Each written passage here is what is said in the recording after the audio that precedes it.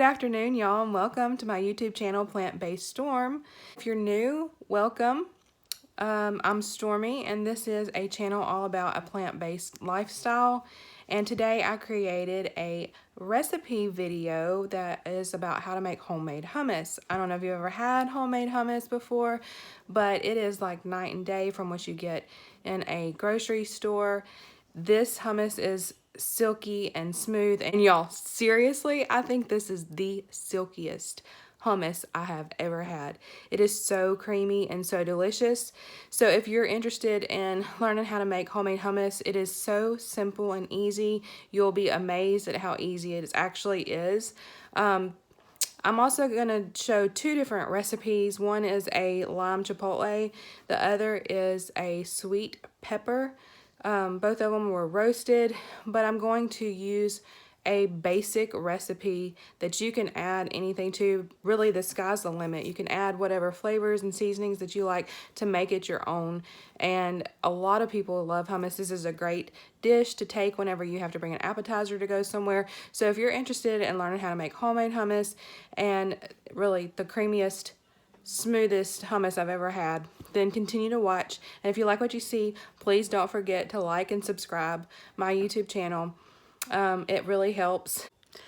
And if you're interested in the full recipe, I will add it below in the description box, so you can always check that out and write it down if it's something that you would like to keep.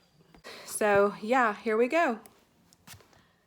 For today's recipe, you're going to need a can of chickpeas, also known as garbanzo beans, and you're going to want to strain the liquid. The liquid is called aquafaba, but you want to reserve this because we are going to use it later in the recipe. So just get off as much of the liquid as you can. I'm using a brand called Eden Organic, which I love because there's not any salt added, so that allows you to control what goes into the recipe. And I'm not sure if you're aware of it or not, but chickpeas actually have a skin on them, so I'm going to peel the skin off. And I know it seems like a lot of effort, but it really is worth it because this is what makes it so creamy. You can see all of the extra holes that came off of there.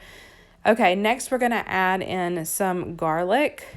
I chose to put 4 cloves, and I'm actually using 2 cans of chickpeas for this particular recipe because I'm making 2 different flavors, so I want to have a whole can for each flavor.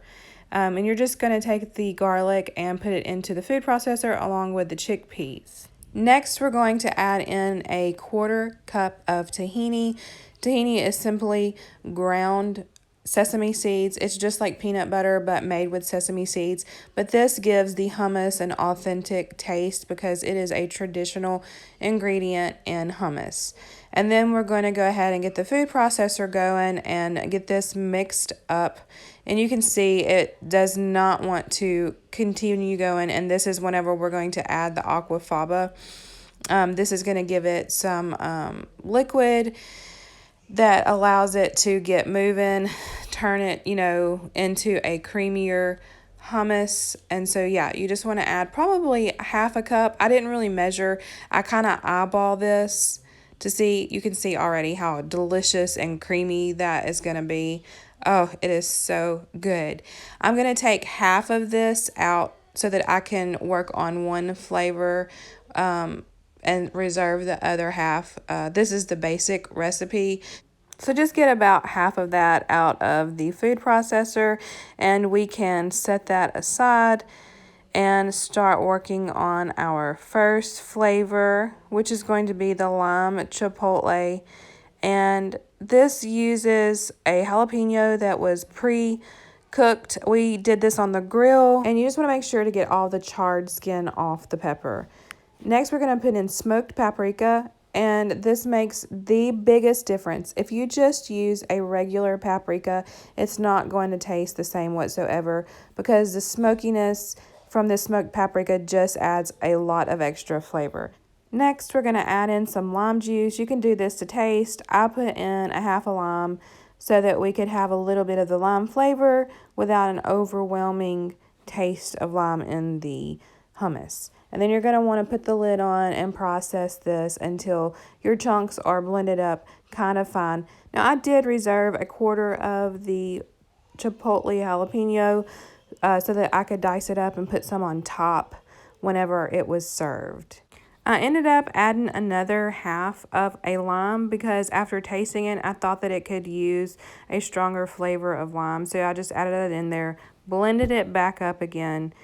And I wanted to say that I didn't add any salt to this recipe, but you can always add salt to taste. I know that everybody has a different palate when it comes to salt. We just do not add any salt to our recipes.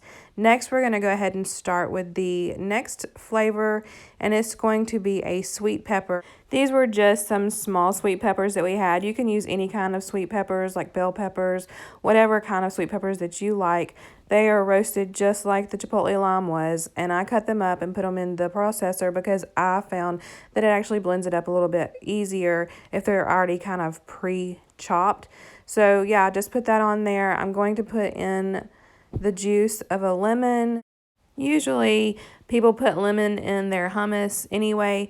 I'm going to use an entire lemon for this particular recipe, which is not unusual. So once you get the lemon in there, we're just going to put the lid on and we're going to process this until we get the desired smoothness that we like.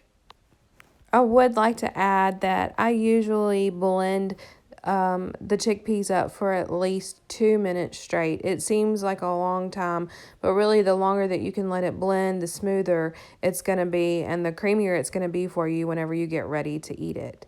So now, as you can see, the hummus has been plated, the lime chipotle and sweet pepper hummus, and it is so creamy and delicious, and it serves so well with cucumber or carrots or pita bread or any other kind of bread, and really any kind of vegetable that you like to eat with your hummus. I mean, it is delicious. It makes a whole lot more, of course, than what is shown here. And it is a perfect appetizer to bring with you wherever you go. So that completes our recipe video on 2 different types of hummus. I hope you guys enjoyed it. If you like the recipe, don't forget that I am going to put it in the description box below. And if you like this channel, please like and subscribe so that you can see future content. I really appreciate everyone who took the time to watch this. Thank you.